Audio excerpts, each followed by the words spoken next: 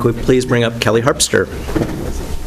If the judge made the mediation and the judge sanctioned the meeting, validated. Yeah, that's for sure. Welcome to the committee. Good morning. All right. Thank you. Good morning, Senators, and thank you for giving me the opportunity to testify this morning. My name is Kelly Harpster, and I'm an attorney in private practice in Lake Oswego. My background is in real estate and business litigation, but for the last couple of years, foreclosure issues have occupied substantially all of my time. I represent borrowers. I work with attorneys who are struggling to understand some of the issues in their own cases. I've worked with advocates on legislative proposals. I talk about these issues. For the last year, I've spent a lot of my time on our new foreclosure mediation program. I served on the Attorney General work group that helped develop some of the rules and the forms for the program. I then got a chance to travel around the state training our new foreclosure mediators, and then to go around train some of our new housing counselors, who are just an amazing group if you haven't met them. And then I now serve on the current advisory committee for the program. So I want to talk to you a little bit more about Niday. You've gotten some kind of technical overviews. And the thing I want you to know about Niday, I mean, you've sort of heard the basics and you've heard the lender's view, but what I want you to know about Niday is that, in fact, it's sort of unremarkable. It's a great opinion, but it's unremarkable in the sense that it essentially just confirms long-standing principles of Oregon law. It doesn't do something new. And I think that's important for you to know. What it did is very concisely and elegantly and persuasively reconcile about 100 years of common law with the plain language of the Trust Deed Act. And that provides clarity, but it also was a very effective way to just explain the law. Frankly, most of the mediators we trained could now read that decision and understand it.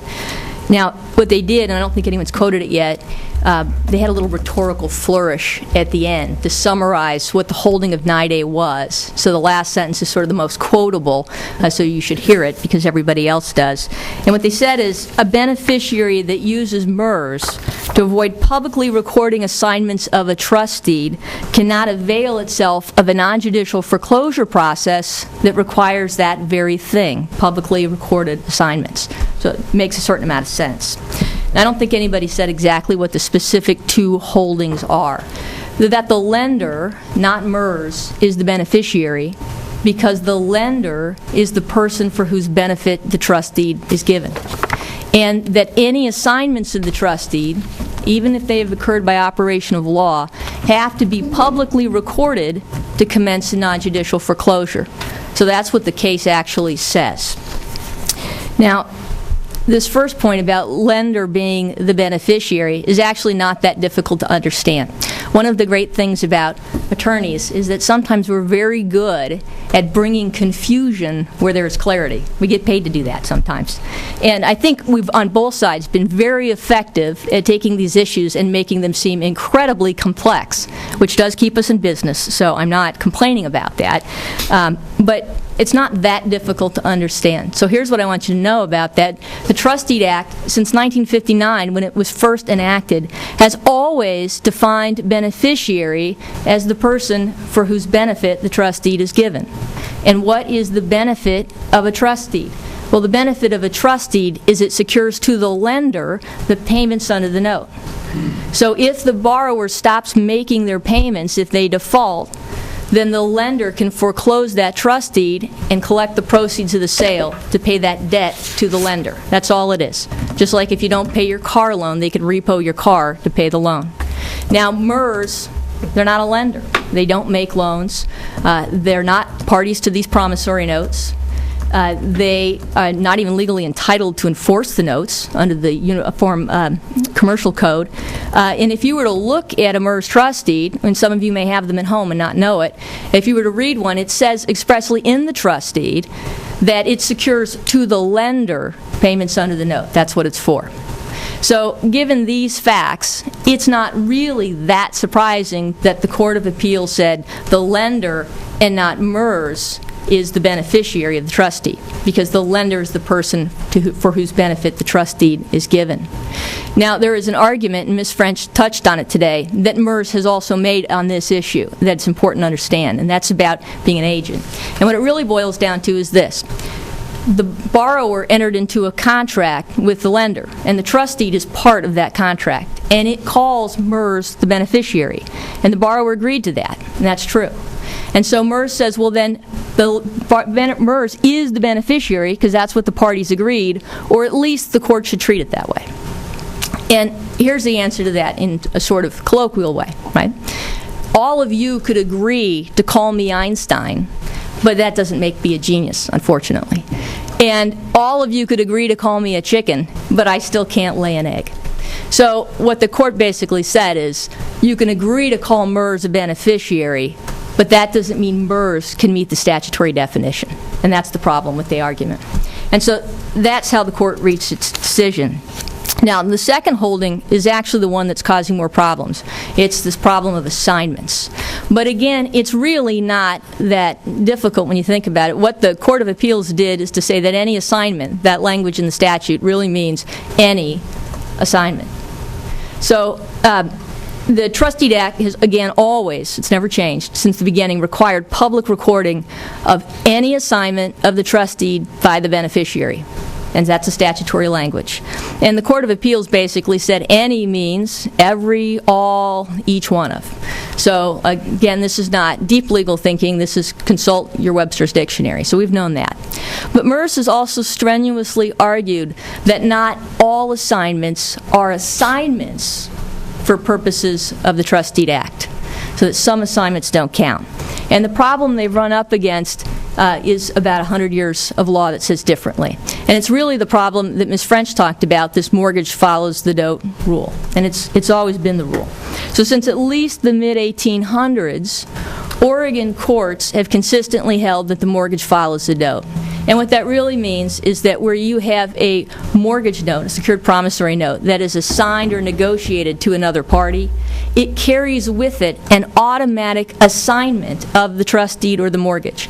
And that's a very good rule. It doesn't protect borrowers, it protects our lenders, so they don't lose their lien just because they forgot to get a separate written assignment. That's why we have the rule.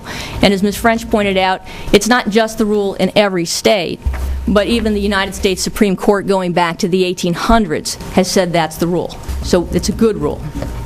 Now, it's important to remember that even though that's always been the rule, it was the rule in 1959, at least for 100 years in Oregon, when the Trust Deed Act was enacted, and well before MERS was created in the 1990s. But it doesn't cause them to lose their liens. Just because they don't have the paperwork, they don't lose the right to foreclose. They just don't have what they need to move forward with the non-judicial foreclosure. So what Niday really does is, when I say it's unremarkable, what I mean is it is just confirming that Oregon law is what it has always been. That's the key point. Now, the court is there to interpret the law. So the court's tasked with figuring out what the law is. But as a legislative body, you make the law. You decide what the law should be. So your questions are a little different. And so it is fair for you to ask, why should we require publicly recorded assignments? And Ms. French has asked you that, essentially. And the answer is, for the same reason that in judicial foreclosures, we require the foreclosing party to prove that it is a person entitled to enforce the note. We require them to establish that they are the right party to foreclose, to prevent abuse. And so if you are a third-party purchaser in a non-judicial foreclosure, where by default there is no judge to show the evidence to, there is no way to establish this, the only way that you can know that this stranger beneficiary, who's not mentioned in the original transaction, they're not in the trust deed, they're not in the note, you as the purchaser don't know who they are. The only way for you to know that this person has authority to order the sale of the property and collect the proceeds is to look at those land records and see the assignments. In fact, what those recorded assignments do is tell you, they publicly establish in the same way you would in court, for everyone to see that the trustee really does have the authority to sell the property and to convey good title to that property. Now, there's a case that all of us cite all the time at both sides, and that's a case called Staffordshire. And what it talked about is that the Oregon Trust Deed Act really is a balancing act, and it is. It's a delicate balancing act, and it allows us to give lenders the opportunity to take people's homes when they don't pay without any judicial oversight. And that's good. It's an efficient process. But it's a balancing act.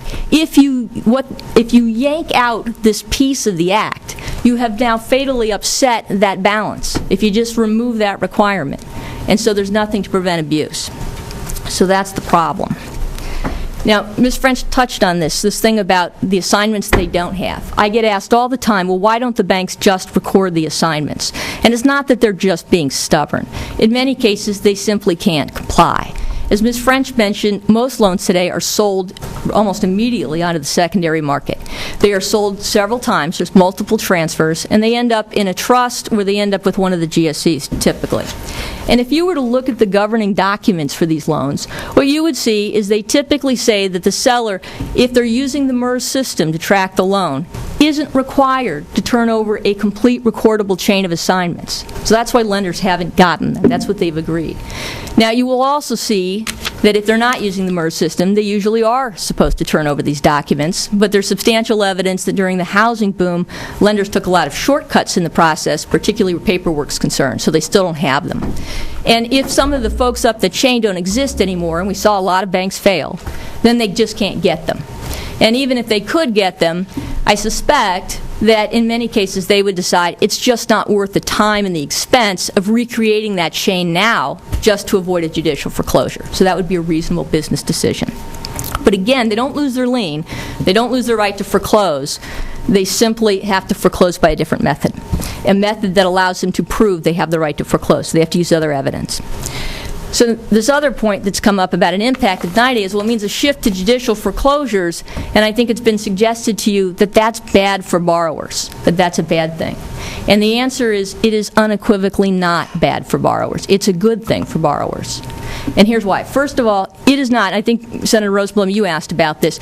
Judicial foreclosures are the primary method, or in a few cases, the preferred method of foreclosure in 25 states. So half the states, this is all they know.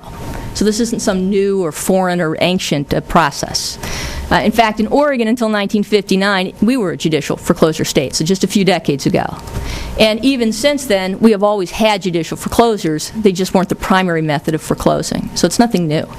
But what judicial foreclosures bring is judicial oversight.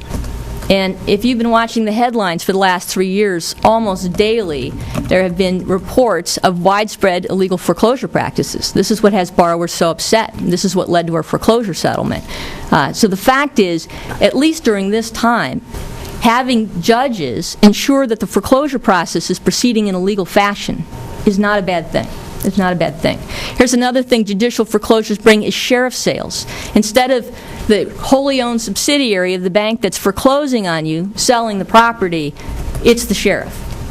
And so for a lot of borrowers, that's a much more comfortable position. And I can tell you that we have seen complaints not just from borrowers, but from purchasers about questionable and sometimes illegal practices by the trustees. So having truly neutral third parties oversee this foreclosure process is a benefit. It's not a burden. There are also some practical advantages. There's been this suggestion that borrowers aren't going to be able to function in this new system. If they have to defend these cases, it's not going to be fair. Borrowers aren't going to be able to represent themselves. Well, here's the reality. You need to understand how it works today. If you are a borrower and you have a wrongful foreclosure pending and you want to challenge it, you're going to have to pay a lot of money to an attorney because they know there's going to be a lot of motion practice at the start. It's very expensive. So a lot of them decide to go it alone. You have to figure out, as a self-represented borrower today, how to draft a complaint that is going to survive a motion to dismiss from an attorney like Ms. French, who is an expert in the issues, an expert in court procedure, and an expert in the law. If you survive that and you figure out how to get it served and you pay those fees, to get your sales stopped, you still have to get a temporary restraining order and you have to figure out how to get a preliminary injunction. You're going to have to go through an evidentiary hearing. And you, the borrower, are going to have to prove that the lender doesn't have the right to foreclose. And even if you get that, you're going to have to pay a bond to keep the injunction in place. In a judicial foreclosure, the borrower just has to file an answer. The lender has to prove that it has the right to foreclose, and there is no sale date set until the judge is satisfied with the evidence. So from a borrower perspective, this is actually an improvement. And I've thrown a bit of trivia there. When our statute, the Oregon Trustee Act, was first passed, it actually had a provision that allowed borrowers to choose judicial foreclosure. They could veto the lender's decision. Lenders hated that and immediately took it out. It was always seen as a consumer protection provision. Now, we've talked a little bit about completed sales, and I think there was a suggestion sort of the world's coming to end. We have all of these sales that have happened.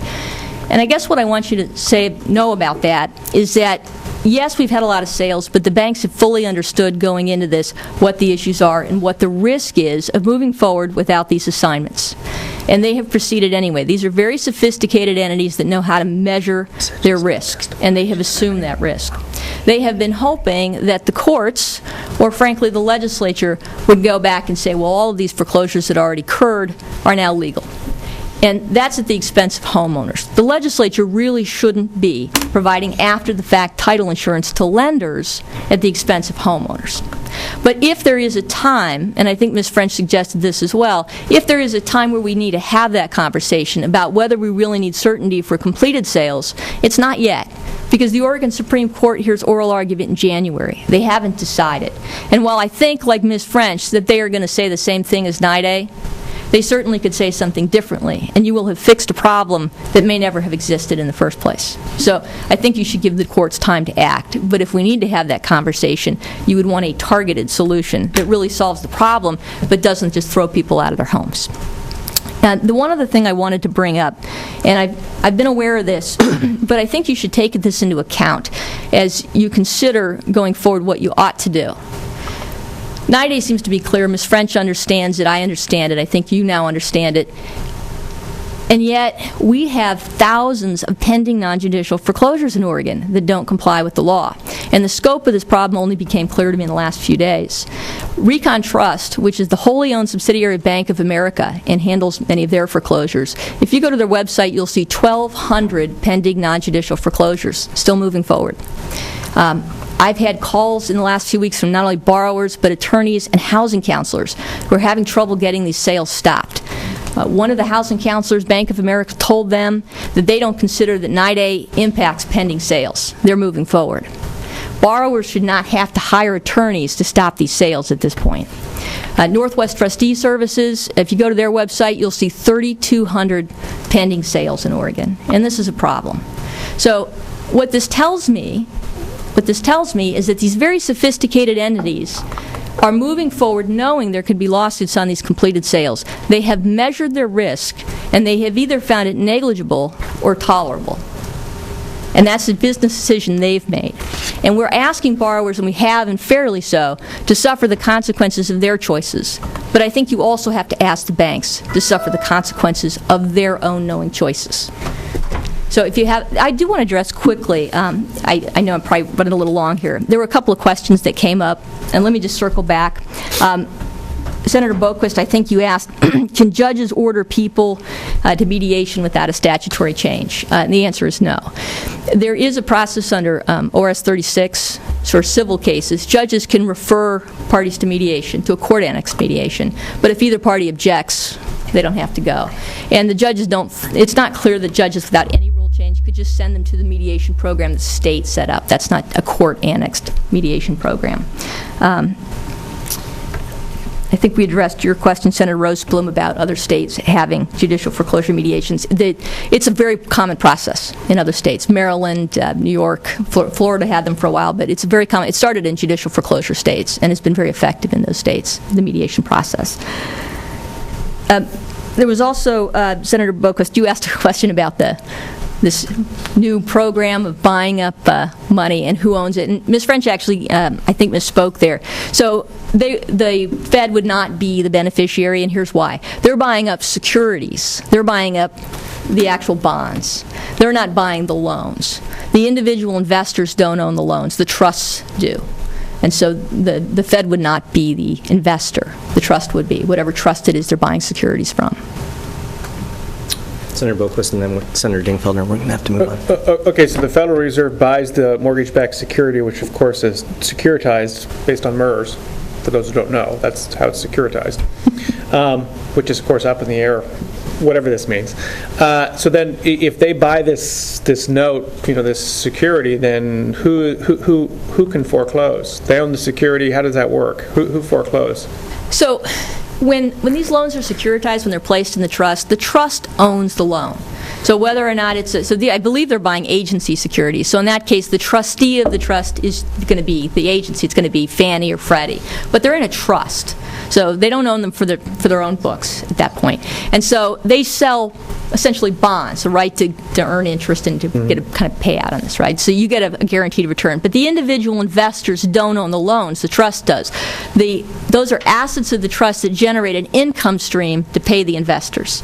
So the trust, or in this case it would be the GSEs acting as the trustee, they're going to be able to foreclose, and they'll do that through their servicer. They always have, and Oregon law allows that. 86A.175 specifically says a servicer can either hold an instrument and foreclose in its own name on behalf of the investor, so that's okay. Clear as mud. Senator Dingfelder. Thank you for your comments, and I appreciate the dueling attorney perspective, but the question is, where does this leave the consumers in Oregon? And understandably, we are here to try to figure out how to move forward with this. My main concern is that, the consumers are the ones that are really being impacted here, and so I'd like to hear your perspective, especially on the timing for judicial versus non-judicial remedies for just the time frame. And if you can talk a little bit about other states and how long it takes to go through the judicial process versus what we've been doing here in the Yeah, and that's an interesting question on judicial foreclosures. It actually may turn out to be more beneficial to borrowers in this, and this isn't the ideal way to get there, and I'll admit that. But the reality is in other states where they've had judicial foreclosures, where they've bogged down, I mean, that's what's one possibility, right? The courts, if enough are contested, they could bog down. Now, that's a lot of ifs. It's if enough are contested. And even in Florida, I think they were reporting, even when they were sort of in the news and the robo-signing and everything was big news in Florida, it was still only around 2%, 3% of folks contested the foreclosure, so relatively low. But their courts simply couldn't keep up. They had a huge volume, well beyond anything we have here just in the numbers of foreclosures. And what that means is it takes longer to complete the process. That's actually additional time from a borrower's perspective to sell the property if you have equity. If you don't have equity, to do a short sale, so you can still try to complete a short sale, because you still have title in a judicial foreclosure until the redemption period ends. So you got a very long period. So the truth is, borrowers may actually have more time to negotiate a graceful exit. So on timelines, again, I don't think that's prejudicial to borrowers. I think the biggest negative consequence, and I don't consider it a consequence of Niday directly, but indirectly so, is the fact that our mediation program, which offers a tremendous opportunity not just to avoid litigation, which it does, and I think that's good. I don't think borrowers should have to bring lawsuits to get modifications. But to avoid the scammers, which have absolutely plagued the state, especially coming out of California and other places. And DOJ is doing everything it can, but it's a hard problem to solve. I would say 85% of the folks that call me have already been scammed in some fashion. They turned over money that they could have used to cure their default or for relocation costs to somebody who promised them hope but was really scamming them. Mediation gets them out of the hands of the scammers, from my perspective.